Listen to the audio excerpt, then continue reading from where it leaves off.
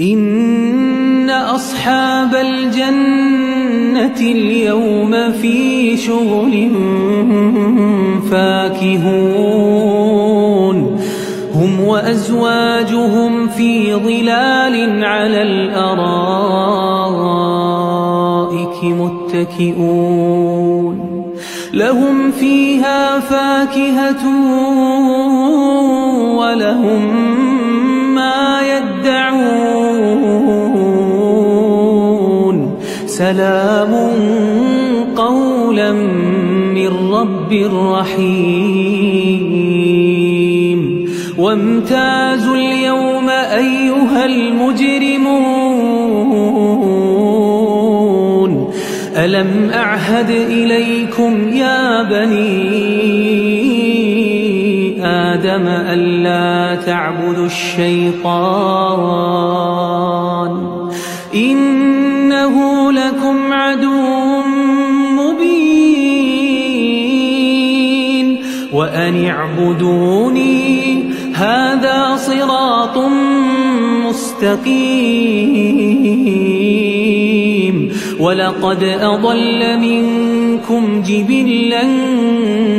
كثيرا أفلم تكونوا تعقلون هذه جهنم التي كنتم توعدون اصلوها اليوم بما كنتم تكفرون اليوم نختم على أفواههم وتكلمنا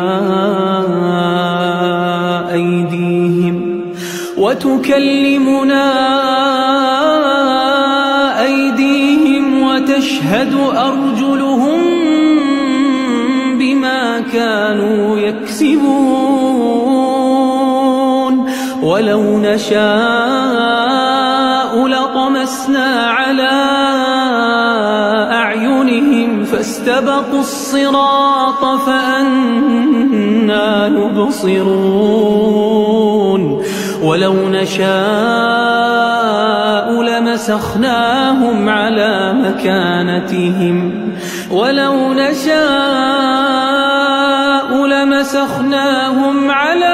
مكانتهم فما استطاعوا مضيا ولا يرجعون